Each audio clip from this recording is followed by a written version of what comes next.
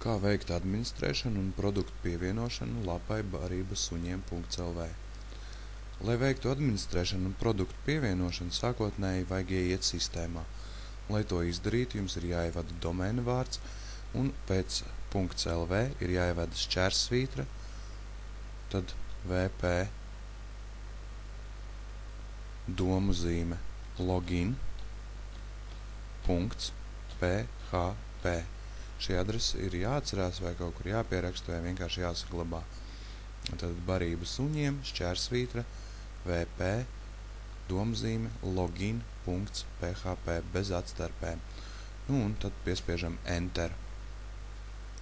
Mēs nonākam šādā te lapā, kur ir jāievada lietotāja vārds, paroli var atcerēties, lai visu laiku nav jāiet. Un, ja gadījumā aizmirsāt, tad paroli var atjaunot, nosūtot informāciju uz jūsu e-pastu un var nomainīt paroli, pieslēgties. Lūk, mēs esam pieslēgušies administrācijas blokam. Mēs varam atvērt blakus logā lapu barību suņiem, vizuālo, tādu kādu redz lietotāji, kas ir izmainījies. Ja mēs šeit blakus esam ielogojušies, ienākuši sistēmā, tad parastajā lapai virspusē parādās melna līnija, kas dod uzreiz tādu ātru navigāciju pa sadaļām. Šeit mēs varam pievienot uzreiz jaunu preci, ja vajadzēs, un šeit mēs varam atslēgties labajā stūrītī, ja vajag, vai rediģēt savu profilu. Ieiešu atpakaļ uz administrāciju, tad lūk šādi izskatās administrācija. Kas tad mums šeit ir un kas tad mums ir svarīgs? Sākšu varbūt tās tieši ar pašiem produktiem. Tad produktus jūs varēsiet pievienot šajā te sadaļā, tad kreisā mala produkti, un ir funkcija pievienot produktu. Vai vienkārši uzspiežiet uz produkti, te jūs redzēsiet visu sarakstu un redzam pievienot produktu. Produktam ir obligāti jānorāda nosaukums. Šeit būtu ieteicams izmantot atslēgas vārdus, tos vārdus, ko meklē Google meklētājā, jo tieši nosaukums vislabāk tiek indeksēts. Šeit jūs varat veidot produktu aprakstu. Produktu apraksts ir tieši tāds pats kā Wordā, kaut ko rakstīt, izcelt treknā šriftā, slīpraksts, ja. Var pievienot saites uz kaut kādiem citiem resursiem, tad izceļam tekstu un šeit ievietojam saiti uz Delfi, tur vai nezinu, vienalga uz kurien. Bet principā var šeit arī aprakstus nelikt. Ja, teiksim, ir laika ierobežojumi, tad galvenais es uzrakstīšu testa produkts. Pārējiem uz nākamo lietu, tas ir attēls, un attēls tiek pievienots šeit labajā pusē, satura izvēlētais attēls. Izvēlēties attēlu, mēs nonākam tādā kā bibliotēkā, var izmantot iepriekš jau augšuplādētus attēlus, vai arī šeit funkcija augšuplādēt tieši no datora. Ir vēl viens variants, kas ir ļoti ērti, jūs varat atvērt logu blakus, un, teiksim, jūsu datorā mapīti blakus, paņemt visas bildes un vienkārši pārvilkt no sava datora uz šeieni, viņas automātiski tiks ielādēts šajā te datu bibliotēkā. Pēc noklusējuma bildēm ir kaut kāds vienkāršs nosaukums. Ja nav grūti, tad būtu labi šeit bildē ierakstīt arī nosaukumu. Vislabākais ir tādu pašu nosaukumu, kā ir produkta nosaukums, vai arī vēl pielikt kādus atslēgas vārdus, piemēram, barība suņiem un tā tālāk. Jo tad, kad cilvēki meklēs šos atslēgas vārdus, tiks parādīts jūsu bildes pirmās, viņš uzklikšķinās uz bildes Google meklētājā un nonāks jūsu mājaslapā. Tad, principā, virsraksti, tie ir savu veidu atslēgas vārdi. Tad, kad bildes ir augšuplādētas, mums ir jāizvēlās bilde. Es izvēlēju šos te kauliņus, un kur apakšā ir poga, izvēlēties attēlu. tad lūk parādījās attēls. Viņu var noņemt. Vēl viena lieta, kas ir jādara, tās ir preču kategorijas, tās jums ir jāizveido. Es esmu izveidojis te kā piemēru barība lieliem suņiem, bet jūs varat pievienot savu kategoriju, nezinu, gaļa, piemēram, nezinu, ir ar gaļas garšu vai vienalga. Tad arī šie ir savu veidu atslēgas vārdi, kategorijas.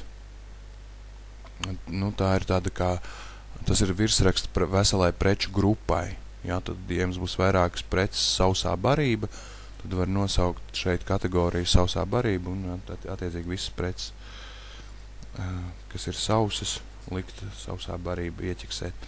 Pievienot kategoriju. Tad, un mēs varam ieķiksēt. Kategorijas var būt vairākas.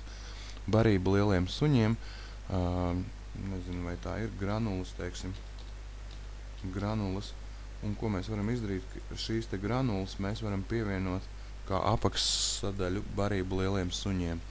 Tad barība lieliem suņiem, detalizētāk granulas. Tad kategorijas var būt vairākos līmeņos. Nu, un atkal ir jāspiež pievienot jaunu kategoriju. Un mēs redzam, ka ir apakšlīmenis.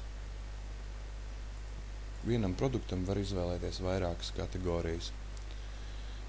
Produktu tagi, tie arī ir ļoti svarīgi priekš meklētāja Google. Nu, tie var būt zīmoli, brendi, kurus jūs te krājat, ierakstiet un laika gaitā arī izmantojat. Tad šeit regular price tiek ierakstīta standarta cena, piemēram 20, un ja notiek atlaide, tad šeit var ierakstīt 15, dotajā brīdī ir atlaide. Un tas parādīsies kā atlaide, un arī starta lapā var ievietot kā atsevišķus banerus vai slaiderus tieši akcijas produktiem. Šī te mazā saitīte ļauj iestādīt atlaides laiku, ja, tad, lai nav visu laiku jākontrolē, atlaide pati automātiski beigsies, tad, kad būs beidzies jūs iestādītais laiks. Šeit mēs varam, varbūt šī lieta jūs var interesēt, inventarizācija, ieliek ķeksīti, mēs varam iestādīt minimālo daudzumu, un sistēma automātiski, ja būs veikti pirkumi, un, teiksim, atlikumā būs palikušas tikai 2 pakas, sistēma automātiski nosūtīs jums e-pastu, ka produkti iet uz beigām jūsu noliktavā, un tad šeit var iestādīt minimālo vērtību. Dažādiem produktiem var mainīt piegādes nosacījumus atkarībā no svara. Nu, varbūt nākotnē teit arī mēs kopā varēsim iestādīt, jo atkarībā no preču lieluma, ja tad mainās pasta stacijas izmaksas, cik man zināms, tad šeit var konfigurēt, lai mainās piegādes izmaksas atkarībā no apjoma, ja vajag. Nu, kas attiecas par pārējiem funkcijām, pagaidām nestāstīšu laika trūkuma dēļ. Tad galvenais jums ir nosaukums, kategorija, pievienojiet tagu, atslēgas vārdu, bildi un publicēt.